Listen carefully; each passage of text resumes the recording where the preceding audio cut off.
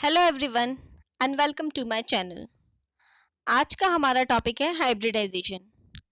तो इस वीडियो में हम देखने वाले हैं कि किसी भी कोवेलेंटली बॉन्डेड मॉलिक्यूल या आयन का हाइब्रिडाइजेशन कैसे निकालते हैं। इसके लिए हम बहुत ही आसान तरीका यूज करने वाले हैं। इसके लिए आपको ज़्यादा बॉन्ड पेयर या लॉन पेयर का पता करने की कोई ज़रूरत नहीं है। सिर्फ आपके पास में सेंट्रल एटम के वैलेंस शेल इलेक्ट्रॉन अगर होंगे तो आप आसानी से हाइब्रिडाइजेशन निकाल सकते हैं। तो वो तरीका या फॉर्मूला देखने से पहले मैं आपको ब्रीफली बताना चाहूँगी कि हाइब्रिडाइजेशन होता क्या है। हाइब्रिडाइजेशन वो फिनोमिना है जिसमें किसी भी एक एटम के एटॉमिक ऑर्बिटल्स जिनकी एनर्जी में बहुत स्लाइटली डिफरेंस हो, वो एटॉमिक ऑर्बिटल इंटरमिक्स होते हैं और नए तरह के ऑर्बिटल्स बनाते हैं। और ये जो न्यू ऑर्बिटल्स बनते हैं इनका शेप आइडेंटिकल होता है और एनर्जी इनकी इक्वल होती है। तो ये फिनोमिना कहलाता है हाइब्रिडाइजेशन। अब हाइब्रिडाइजेशन कौन कौन से टाइप के होते हैं?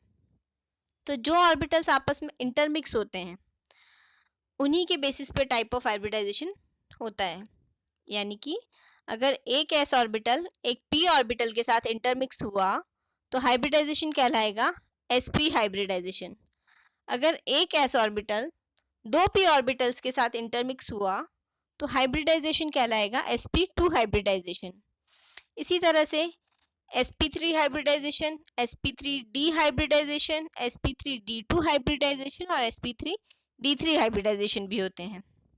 ठीक है, अब हम देखते हैं कि हमें हाइब्रिडाइजेशन निकालना कैसे है। तो इसके लिए एक फॉर्मूला मैं आपको बताने वाली हूँ, बड़ा ही आसान फॉर्मूला है। फॉर्मूला है x equal to 1/2 of ve plus S A plus A minus C. अभी सब क्या है? x ve S A. जब हम इस फॉर्मूले को सॉल्व करेंगे तो x हमारे पास में एक नंबर आएगा जो हमें टाइप ऑफ हाइब्रिडाइजेशन बताएगा। अब इसमें VE क्या है?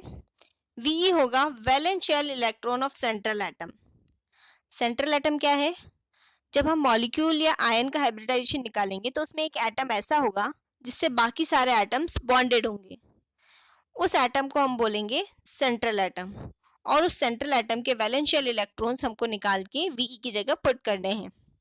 अब है उसके बाद में SA होता है number of surrounded atom. Central atom को कितने एटम सराउंड किए हुए हैं या कितने एटम उससे बॉन्डेड हैं, वो नंबर हमें पुट करना है SA की जगह पे। पर आपको एक बात इस जगह ध्यान रखनी है कि अगर कोई भी मल्टीवैलेंट एटम हुआ तो आपको वो काउंट नहीं करना है। जब आप सेंट्रल एटम के number of surrounded atoms count कर रहे हैं तो उसकी जगह आपको कोई मल्टीवैलेंट एटम दिखा तो आपको काउंट नहीं करना है।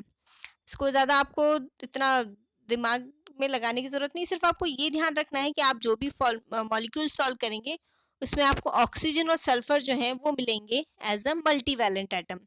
ऑक्सीजन किसी भी एटम से दो बॉन्ड बनाता है, सल्फर किसी भी एटम से दो बॉन्ड बनाता है।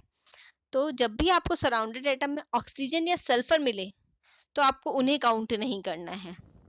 जब हम एग्जाम्पल सॉल्व करेंगे तो इसको आपको और भी आसानी से समझ में आएगा।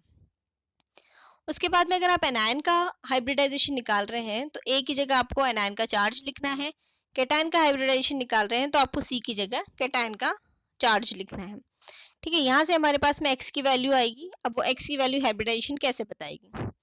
अगर एक्स की वैल्यू हमारे पास में 2 आती है तो वो हाइब्रिडाइजेशन जिसमें दो ऑर्बिटल्स इन्वॉल्व होते हैं यानी sp हाइब्रिडाइजेशन। एक्स की वैल्यू अगर 3 आती है तो वो हाइब्रिडाइजेशन जिसमें 3 ऑर्बिटल्स इन्वॉल्व होते हैं यानी sp2 हाइब्रिडाइजेशन। इसी तरह से 4 आने पे sp3, 5 आने पे sp3d, 6 आने पे sp3d2 और 7 आने पे sp3d3 हाइब्रिडाइजेशन होगा। ठीक है, अब हम एग्जाम्पल देखते हैं करना कैसे है। फर्स्ट एग्जाम्पल हम लेंगे मीथेन का। मीथेन CH4 सेंट्रल एटम हुआ कार्बन, चारों हाइड्रोजन कार्बन से बॉन्डेड है तो यहाँ पे हमारे पास में सेंट्रल एटम आ गया कार्बन। अब इसके वैलेंस शेल इलेक्ट्रॉन, उसके लिए आपको इलेक्ट्रॉनिक कॉन्फ़िगरेशन पता होना चाहिए। कार्बन का एटॉमिक नंबर है 6, तो कार्बन के फर्स्ट एनर्जी लेवल में हो गए 2 इलेक्ट्रॉन और सेकेंड एनर्जी लेवल में हो गए 4 electron. Second energy level outer most energy level है यानी ये वैलेंस शेल है, इसके इलेक्ट्रॉन्स 4 है यानी वैलेंस शेल इलेक्ट्रॉन है 4। तो VE की जगह हमारे पास में आ गया 4। अब उसके बाद में हमें number of surrounded atoms count करने हैं। चारों हाइड्रोजन हम काउंट करेंगे तो हमारे पास में आ गया 4। वी की जगह लिखा हमने 4, ऐसे की जगह लिखा हमने 4, 4 + 4 8, 8 डिवाइडेड बाय 2 आया 4, और 4 ऑर्बिटल वाला हाइब्रिडाइजेशन देखिए टेबल में बता रखा है sp3 हाइब्रिडाइजेशन। तो मीथेन का हाइब्रिडाइजेशन हुआ sp3। नेक्स्ट एग्जांपल देखते हैं हम। नेक्स्ट एग्जांपल है अमोनिया का NH3। अब यहाँ पे नाइट्रोजन जो है वो है सेंट्रल एटम। नाइट्रोजन का इलेक्ट्रॉनिक कॉन्फ़िगरेशन एटॉमिक नंबर 7 है। फर्स्ट एनर्जी लेवल में 2 इलेक्ट्रॉन, सेकेंड एनर्जी लेवल में 5 इलेक्ट्रॉन। तो इसके वैलेंस शेल इलेक्ट्रॉन हो गए 5। ठीक है, अब नंबर ऑफ सराउंडेड एटम देखिए कितने एटम है, 3 हाइड्रोजन, तो ऐसे की जगह हो गया 3। तो अब हम वैल्यू पुट करते हैं, x इक्वल टू 1/2 ऑफ 5 + 3 यानी 1/2 ऑफ 8, 4 हाइब्रिडाइजेशन आ गया हमारे पास में sp3 हाइब्रिडाइजेशन। Next PCl5। यहाँ जो फॉस्फोरस है ना, ये फॉस्फोरस नाइट्रोजन फैमिली का ही है। एक ही फैमिली के एटम्स के वैलेंस शेल इलेक्ट्रॉन सेम होते हैं, तो फॉस्फोरस के भी वैलेंस शेल इलेक्ट्रॉन हो गए 5। सराउंडेड एटम कितने हैं, 5 क्लोरीन है, तो सराउंडेड एटम्स हो गए 5। वैल्यू पुट करते हैं, x इक्वल टू 1/2 ऑफ 5 + 5 आया 5, यानी हाइब्रिडाइजेशन हुआ sp3d। अब नेक्स्ट जो है वो है कार्बन डाइऑक्साइड। यहाँ पे फर्स्ट सेंट्रल एटम देखना है, सेंट्रल एटम हो गया कार्बन, वैलेंस शेल इलेक्ट्रॉन हो गए 4। अब नंबर ऑफ सराउंडेड एटम्स देखना है, दोनों ही सराउंडेड एटम ऑक्सीजन है। और जब मैंने पहले आपको फॉर्मूला बताया था तब कहा था कि अगर सराउंडेड एटम्स में कोई मल्टी वैलेंट एटम है तो आपको उसको काउंट नहीं करना है। और आपको तब भी बताया था कि आपको मोस्टली एग्जांपल्स में ऑक्सीजन ही मिलेगी, बहुत कम ऐसे एग्जांपल्स होंगे जिसमें आपको sulphur as a surrounded atom मिलेगी जो मल्टी वैलेंट होगी। तो आपको इतना याद रखना है, अगर सराउंडेड एटम में ऑक्सीजन या सल्फर आ रही है तो आप उसको काउंट नहीं करेंगे। ठीक है, तो यहाँ सराउंडेड एटम में ऑक्सीजन है, उसको हम काउंट नहीं करेंगे। तो ऑक्सीजन के अलावा तो कोई एटम है ही नहीं जो सराउंडेड एटम है, तो सराउंडेड एटम की जगह हम लिखेंगे 0। ओके, वैलेंस शेल इलेक्ट्रॉन की जगह 4, सराउंडेड एटम की जगह 0। फॉर्मूला सॉल्व किया, हमारे पास में आया 2, यानी कि हाइब्रिडाइजेशन हो गया हमारा sp हाइब्रिडाइजेशन। नेक्स्ट अब हम सॉल्व करते हैं। नेक्स्ट है हमारा nitrate anion. Again central atom तो नाइट्रोजन ही है, वैलेंस शेल इलेक्ट्रॉन 5 हो गए। ऑक्सीजन है सराउंडेड एटम, अभी देखा था लास्ट एग्जांपल में, अगर ऑक्सीजन सराउंडेड एटम है तो हम काउंट नहीं करते हैं, सराउंडेड एटम हो गया 0। एनायन का चार्ज आपको लिखना है, क्योंकि अगर एनायन है तो ए वाला भी हमको यूज करना है। एनायन का जितना चार्ज है वो ऐड होता है। यहाँ पे आपको इसके साइन से कोई मतलब नहीं, सिर्फ वैल्यू देखनी है। यानी -1 में जो माइनस है उससे आपको कोई लेना देना नहीं, आपको सिर्फ वो जो वैल्यू 1 है वो फॉर्मूले में पुट करनी है। तो फॉर्मूले में वैल्यू पुट करेंगे, valence shell electron 5, surrounded atom 0, charge on anion 1। Solve किया तो आया 3, यानी हाइब्रिड स्टेट हो गई sp2। नेक्स्ट एग्जांपल एक कैटायन का है, ammonium cation. Nitrogen again central atom, तो सेंट्रल एटम के इलेक्ट्रॉन्स वैलेंस शेल इलेक्ट्रॉन हो गए 5। अटैच्ड एटम यहाँ पे चारों हाइड्रोजन है, चारों को काउंट करेंगे तो हो गया 4 ऐसे की जगह।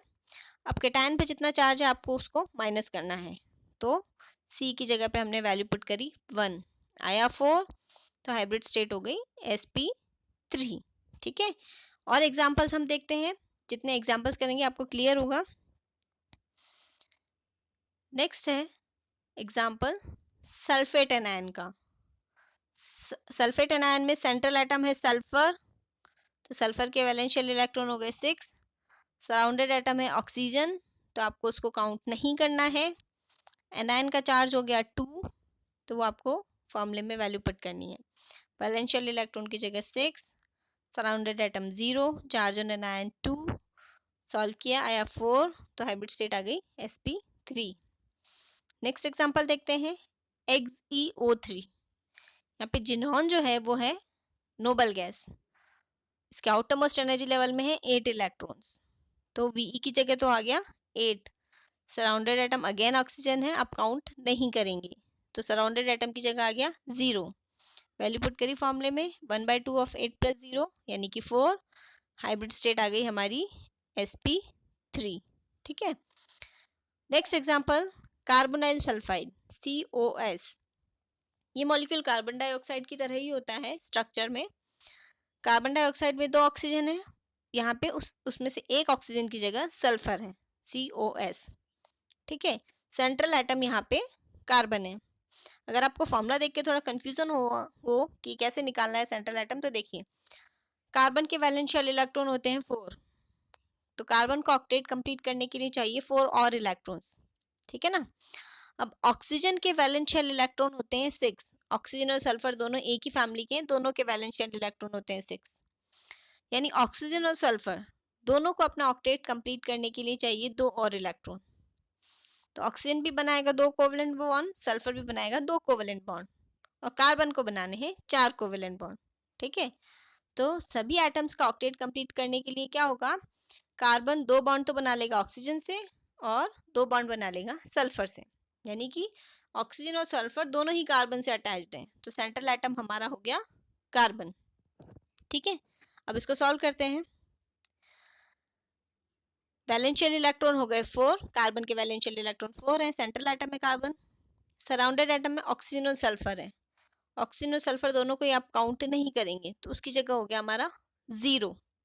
ठीक है, सॉल्व किया तो हाइब्रिड स्टेट आ गई Sp।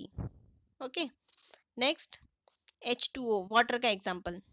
अब यहाँ सेंट्रल एटम क्या है, फॉर्मूला देख के पता चलना चाहिए कि सेंट्रल एटम यहाँ पे ऑक्सीजन है, दोनों हाइड्रोजन ऑक्सीजन से अटैच्ड है।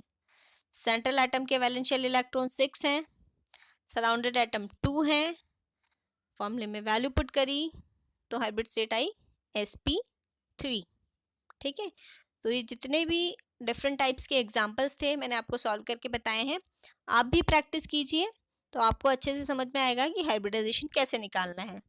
बस आपको 2-3 चीजें ध्यान रखनी है। पहला, आप valence shell electron of central atom निकालते हैं, सराउंडेड एटम निकालते हैं, तो उसमें आप जस्ट इतना सा याद रख लीजिए कि जब भी सराउंडेड एटम में ऑक्सीजन या सल्फर है तो आप उसको काउंट मत कीजिए। अगर एनायन है तो उतना चार्ज आपको ऐड करना है, कि टैन है तो उतना चार्ज आपको माइनस करना है। फिर इस फॉर्मूले से आप हाइब्रिडाइजेशन निकालेंगे तो हमेशा सही आएगा।